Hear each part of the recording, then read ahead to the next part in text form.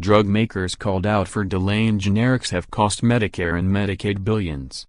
Makers of brand-name drugs called out by the Trump administration for potentially stalling generic competition have hiked their prices by double-digit percentages since 2012 and cost Medicare and Medicaid nearly $12 billion in 2016, a Kaiser Health News analysis found.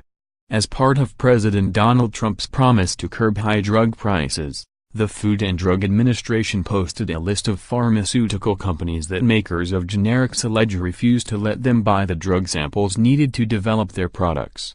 For approval, the FDA requires so-called bioequivalence testing using samples to demonstrate that generics are the same as their branded counterparts. The analysis shows that drug companies that may have engaged in what FDA Commissioner Scott Gottlieb called shenanigans to delay the entrance of cheaper competitors onto the market have indeed raised prices and cost taxpayers more money over time. The FDA listed more than 50 drugs whose manufacturers have withheld or refused to sell samples, and cited 164 inquiries for help obtaining them. 13 of these pleas from makers of generics pertain to Celgene's blockbuster cancer drug Revlimid, which accounted for 63% of Celgene's revenue in the first quarter of 2018, according to a company press release. The brand-name drug companies wouldn't put so much effort into fighting off competition if these weren't such lucrative sources of revenue, said Harvard Medical School instructor Amit Sarpatwari. In the case of a blockbuster drug, that can be hundreds of millions of dollars of revenue for the brand-name drugs and almost the same cost to the healthcare system. Indeed, a KHN analysis found that 47 of the drugs cost Medicare and Medicaid almost $12 billion in 2016. The spending totals don't include rebates, which drug makers return to the government after paying for the drugs up front but are not public. The rebates ranged from 9.5% to 26.3% for Medicare Part 500 in 2014, the most recent year the data are available. The remaining drugs do not appear in the Medicare and Medicaid data. By delaying development of generics, drug makers can maintain their monopolies and keep prices high.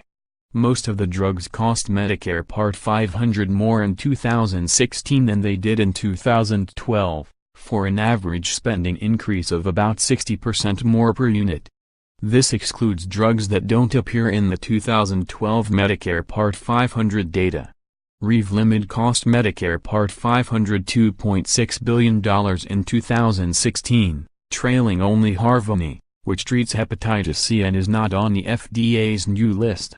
The cost of Revlimid, which faces no competition from generics, has jumped 40% per unit in just 4 years, the Medicare data show, and cost $75,000 per beneficiary in 2016. Some drugs on the FDA's list, including Celgene's, are part of a safety program that can require restricted distribution of brand-name drugs that have serious risks or addictive qualities. Drug makers with products in the safety program sometimes say they can't provide samples unless the generics manufacturer jumps through a series of hoops that generic companies find hard or impossible to comply with, Gottlieb said in a statement. The Department of Health and Human Services Office of Inspector General issued a report in 2013 that said the FDA couldn't prove that the program actually improved safety. And Sarpatwari said there's evidence drug makers are abusing it to stave off competition from generics. Gottlieb said the FDA will be notifying the Federal Trade Commission about pleas for help from would-be generics manufacturers about obtaining samples, and he encouraged the manufacturers to do the same if they suspect they're being thwarted by anti-competitive practices. Celgene spokesman Greg Schman said the company has sold samples to generics manufacturers and will continue to do so. He stressed maintaining a balance of innovation, generic competition and safety. Even a single dose of thalidomide, the active ingredient in Thalidomide, can cause irreversible, debilitating birth defects if not properly handled and dispensed. Revlimid and Pomalyst are believed to have similar risks, Schman said. The highest number of pleas for help related to Acteli and pharmaceuticals pulmonary hypertension drug track clear. In 2016, That drug cost Medicare $90,700 per patient and more than $304 million overall.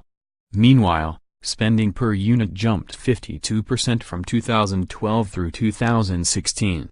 Actelion was acquired by Johnson & Johnson's pharmaceutical arm, Janssen, in 2017.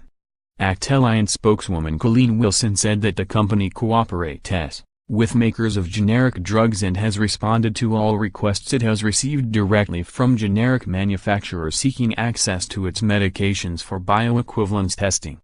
PHRMA, the trade group for makers of brand-name pharmaceuticals, said the FDA's list was somewhat unfair because it lacked context and responses from those it represents.